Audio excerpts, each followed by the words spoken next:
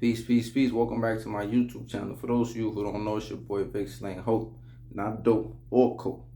And I got another story time for y'all. And this one is about my first day upstate. You know what I'm saying? In the big house.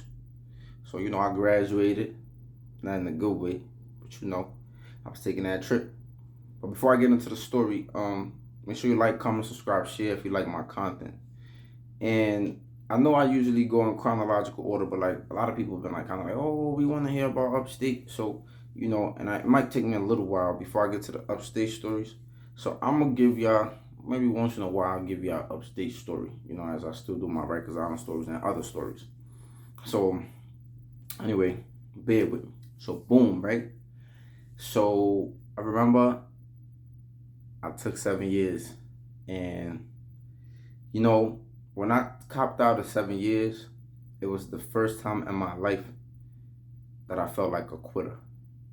And I remember that feeling to this day, right? I remember like the fact that I just felt like I just gave up. I just felt like I was fighting. I was down for like 33 months on Rikers Island fighting, going to court, trying to get over on certain things, certain technicalities.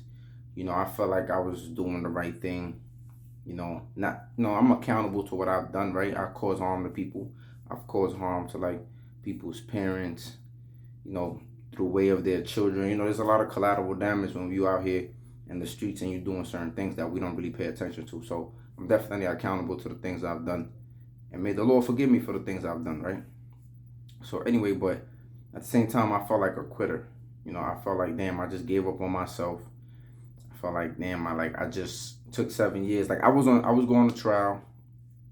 So I had picked jurors and everything. And then like I remember like the day we were starting the trial the next day.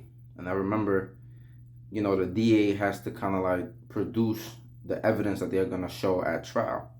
So I remember they played a phone call. When you first get locked up, they always tell you about the phones. You know what I'm saying? Pay attention to them phones, man, because like a lot of people think it's a game. They're not really. They do tell you every time you get on the phone. They tell you this call may be recorded and monitored, but we don't pay attention to it. So long story short, they played a phone call of me talking to one of my sons on the phone, and in the phone call, I basically was talking about the firearm. I basically was talking about the weapon, and I was just kind of like, yo, like I was telling them to do something with it. So anyway, they had me on the phone. I wasn't saying firearm, like I was using codes. I was using gang codes, and they tried to say that they was gonna have a gang intelligence agent or whatever in the building at court, and he was gonna interpret what I was saying. So it was, they basically they threw a wrench in my plans, right? And then after that, I just kind of like I felt like before that I could have beat it, but then I felt like it was just crazy. Like I couldn't get around the fact that I'm talking about the firearm, right? So it's just like I just felt like I was stuck. So I copped out of 7 years. They tried to give me 5 posts. I didn't want 5. I was like, I'm not taking 5 posts. So I got 7 and 2.5 posts release supervision. So I remember I got sentenced. I think I got sentenced like around July, if I'm not mistaken. I got sentenced like July 23rd, 2012.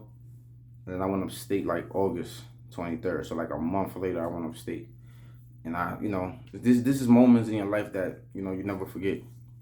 So I remember they came, they got me. I was in the Beacon. I remember they got me in the morning. And once you cop out, it's just like once you get sentenced, it's that feeling like that's it. No more court dates. No more chances of like maybe walking out from that courthouse. None of that. It's just you just got your time. You know how much you're doing. When you get up there, they're gonna let you know when you're going home. So it's definitely a different feeling. It's a total different feeling. When you got court still, you're optimistic. You're like, yeah, I could go home today. I got a chance. But then it's like once you get sentenced, it's like that's it. Like now you just gotta like worry about what's up there. So they came and got me in the morning. Usually they take you in a bus, with a bunch of other people. But they only took me with like a few other people. So they took the van. They took the smaller van, and then it was probably like 7 or 10 of us that left Rikers Island that day. And then the saddest thing was that like when you go upstate, like, to go upstate New York, you kind of like, drive past uptown, like, because like the Northeast Bronx is closer to like Westchester County and like going towards upstate. So I remember they was driving us, and I remember we was on the Bronx River Park Expressway. For those of y'all who know, you know what I'm saying? And then I remember like from when you passing Gun Hill and you look to the right, you could kind of like you could see my building, you know what I'm saying, at the time or whatever. So I was just like, wow. Like I was just like, that made me feel even worse. Like, just watching the building, I was just like, damn, like, like I'm not about to be home until like another 4 years, like 4 years, So it was just like, damn. I was just like, damn, that's just crazy. So, it was very sad. And that was like, that was like the first time I seen my building in like probably like 2 years. So, and this was like the last time I was gonna see it till like 3, 4 more years, So it was just like, damn. So, it was like a sad little stroll, going upstate. So I finally get upstate. And the first thing that I remember when I got upstate, it was lunchtime. It was like around 12, maybe 1. So, and then there was other people that came in. So I got to Ulster County. It was a reception jail. So I remember they brought in some other people from like Long Island. It was other people that came up from Long Island. And then, so a lot of them, they was like Ecuadorian or like Mexican and stuff like that. So I remember they brought in a lot of people from Long Island and stuff like that, other counties, right? So I get up there. I remember like seeing all these white dudes, all these white old dudes with big, thick mustaches, like chewing tobacco, like big guts, like, red, what we would call probably rednecks or whatever. They was like pinkish in the face, like, and they just looked like, I've never seen people like this in New York City, so it was just like a different vibe from the beginning. And mind you, like, I never like, it's a new experience. So I was kind of like nervous. It was kind of like, all you heard is like just the stories about prison. You don't really know what's going to happen. You don't really know what's going to go on. You don't know a lot. There's a lot of stuff that you don't know. So sometimes when we don't know what's ahead, we kind of like, we fear the unknown. Like people say that all the time. Are we nervous of the unknown, right? This is why we don't make certain moves. We don't change, right? We don't take risks. But anyway, so I get up there, they give you like a speech. So a whole bunch of them come. They give you this intimidating speech like, this ain't Rikers Island, this ain't wherever you came from. Like, like they tell you like, do your time or whatever, and you ain't gonna have no problems. Our women's are off limit. Like they telling you all from the rip, like, do not talk to these women, do not fraternize with these women. Cause Rikers Island, I guess they know, they get it. Like, they hear stories probably, I don't know. But on Rikers Island, dudes be trying to talk to the COs, dudes be trying to be little, like buddy with the COs, So it was just, don't talk to the COs, don't talk to our staff, our women's staff, don't be sitting here, like, so they let you know from the rip. They also ask everybody, if you got any contraband, this is your chance to get rid of it. They put us in the room. They was like, yo, we're gonna put you in the room. There's a garbage right here. If you brought anything with you, throw it in the garbage. You know what I'm saying? Like, this is your last chance. Like, we're giving you a chance. So they was like, we're gonna leave the room. If you got anything with you, throw it in there. A lot of times people be bringing stuff upstate from Rikers Island or from wherever they went. They they put it in the trunk, and you know where the trunk is at. Like, so a lot of people be boofing shit, sticking shit in their ass. I never believed in that. Still don't. Never put nothing in my ass. Not even cheeked. I never even cheeked nothing. Like they just gonna have to. They're gonna have to catch me with it. Like, So I'm not, again, like, this is not my type of stuff. So I never was sticking nothing in my butt. But a lot of people were sticking all type of shit in their ass. Do-rags. People were sticking tobacco. No, they wasn't getting tobacco. People were sticking weed. People were sticking scalpels. Like, people were sticking all type of shit in their ass. Like, yo, I'm telling you, like, they sticking all type of shit up their ass. I don't know, man, but that's done. So anyway, and I remember like the first thing they did, they smacked fire out this Ecuadorian dude. He was Ecuadorian. He was just like, he didn't really even understand English. Like, he probably did. I feel like he did because later on me and him was cool. And I feel like he was just trying to play dumb. I don't know. He used to do a little stuff like trying to play dumb a lot. But I remember the CO was trying to tell him, something. He said something to him. He was just like, yo, look forward. And then he just kind of like, he did some, I don't know, man. He did some crazy stuff. So like the CEO grabbed his face and was like, yo, look forward, I said. So I was just like, damn. Like, mind you, this is like our first day there, you know. And then he did some other stuff. Like he smacked, like it was like some crazy stuff. Like, and then like the dude right behind me is like, so they tell you like to face forward. It's like crazy. So they had everybody face forward and don't look back or whatever. Or like it was just some crazy shit. And I remember like they like slapped fire out the dude behind me, like for whatever reason. I don't know why. But I just felt the wind. Like it was just like a wind you felt. And then it's just like you feel like you can't even look back. Like you feel like some, you know what I'm saying? Like it was just crazy. Like, so, you know, they was already on their bullshit first day. You know, they do their little intimidating shit. So after that, like, you know, whatever, they fed us, they brought our food, they gave us a little speech. And then after that, what they do is that I can't remember if they make you cut your hair first or after. But they make you shower, you know what I'm saying? So they're about to give you they're gonna give you your clothes, they're gonna give you your state greens, they take your size, they take your picture for your ID. So they do all these different things. So and it was so humiliating. The most humiliating thing that happened, you know what I'm saying, was when they was searching you, you know, because they search you. So they tell you to get naked. I think you shampoo your hair first. That's what you do. So they like so they take you to the shop. After this, they take your clothes or whatever. They take you to the, and the funniest thing is this: on Rikers Island, like, you know, you still got rights. While you still on Rikers Island as county jail, you still got a lot of your rights because technically you are being detained. So you innocent to proven guilty, even though it doesn't feel that way. It feels like you're guilty to proven innocent. And for the people that have been locked up, you know how it goes. You know, you don't feel like you're innocent. You feel like you guilty. You know, and now you're trying to prove you're innocent. So, yeah. So, in Rikers Island, like, a woman can't search you, or a woman can't be in the presence when you getting searched. Upstate, it's like it was women in the room and they're telling you to strip. It was just it was crazy. It was different. It was a different environment, and they just basically did whatever the hell they wanted to do. So then they take you to the showers, and then in the showers, I remember when they take your clothes, and then the most humiliating thing, like, this dude, you know, they tell you to turn around. On Rikers Island, they used to tell you to squat. Upstate, they'll tell you to turn around. Then they'll be like, bend over and spread your cheeks. And that was like the most humiliating shit that I ever went through. Ever. You know, and that's why, like, I don't know. Like, I don't know why people continuously go to prison.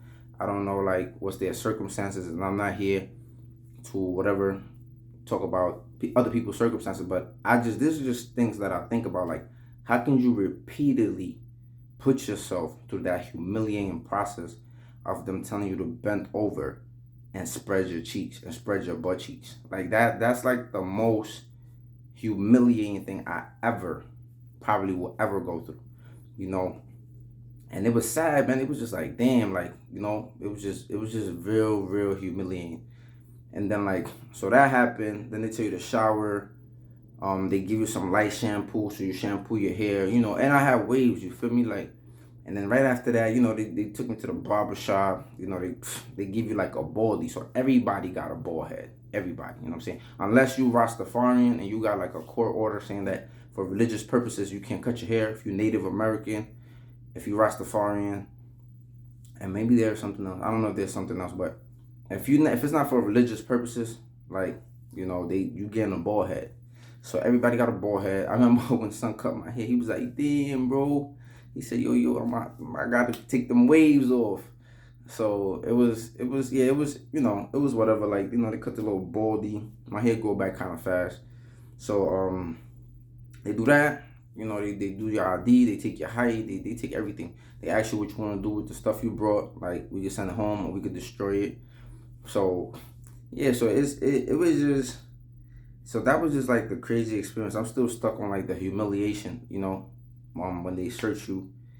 And then after that, you like in Ulster, or while they run the little tests. You're in reception as they run, you know, they take your blood.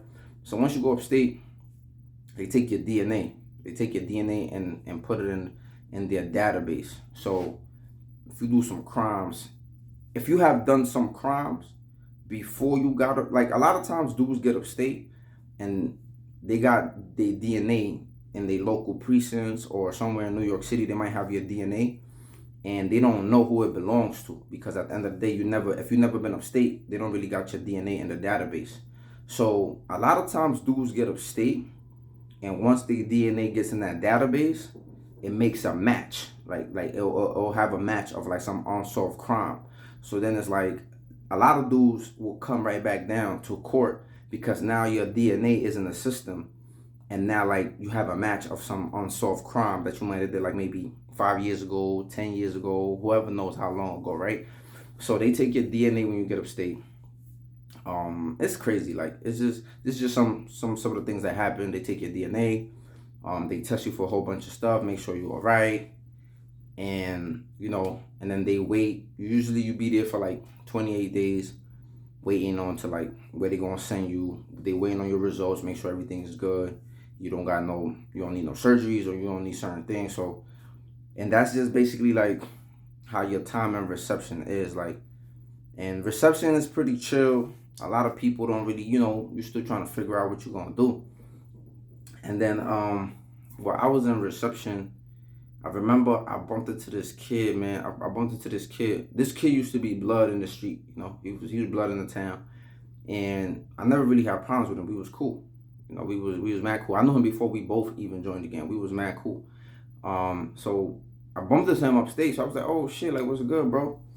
And then he was just like, oh, what's good, bro? So I remember we was talking. Mind you, I didn't see this dude in a while. But the thing is, some of my friends in the town had like little run-ins with this dude. He was blood, we was Crip.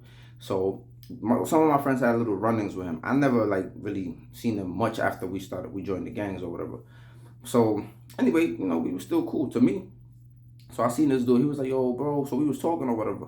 So one day he was asking me like, yo, you still Crip? And I was just like, nah, bro.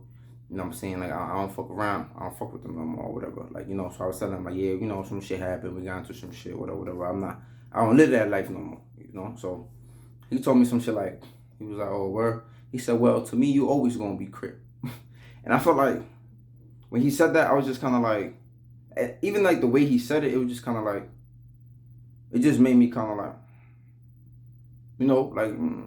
you gotta pay attention to the shit that people say and how they say it. So I was like, okay. So I was like, all right, whatever. I ain't think nothing of it. He was just like, but I was like still like replaying it, right? So he said that to me. He was like, you always gonna be Crip in my eyes or whatever. So I was like, yeah, well, whatever. So after that, another time he said something.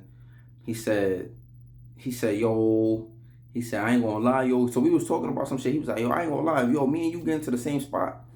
He said, I ain't gonna lie, me and you land in the same jail, like, yo, you gonna max out.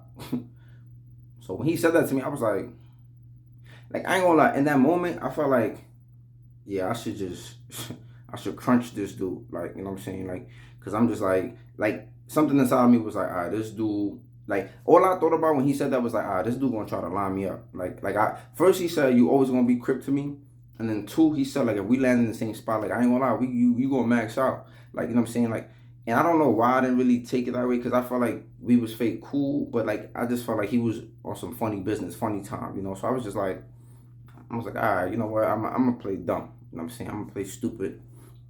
So, but I was like, that was something that kind of like stayed with me, like, and I was just like, but anyway, like, it's just little shit you gotta pay attention to. But again, like I said, like, it was my first time up here. I usually, before I make a move, I observe, I watch.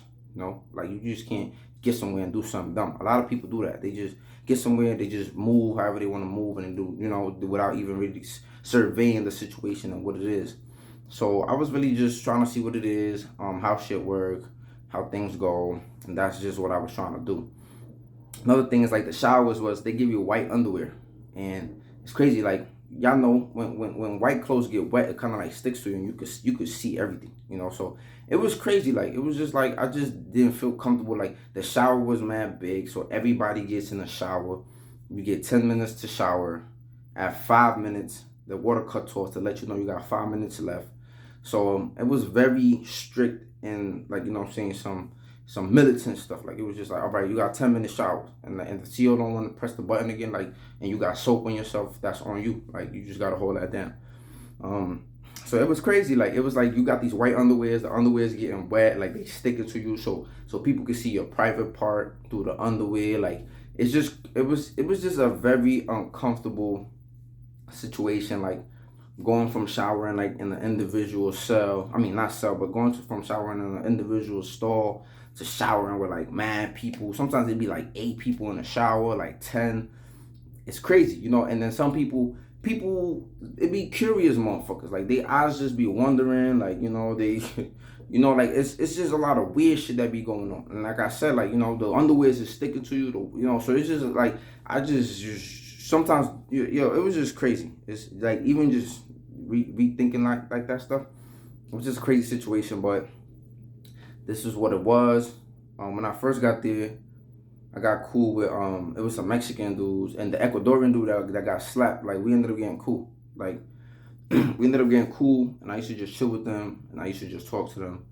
And then yeah, this is really like they was like some friendly ass cool people, so but this was like my first day, man. My first day was just like you just be like, damn, I'm finally here. Like, man, that's just the beginning, because then they're gonna move you, and then you really start your jail bid. Like, you're in reception, everybody's just kind of like, you're just getting there, you just getting your feet wet. You know what I'm saying?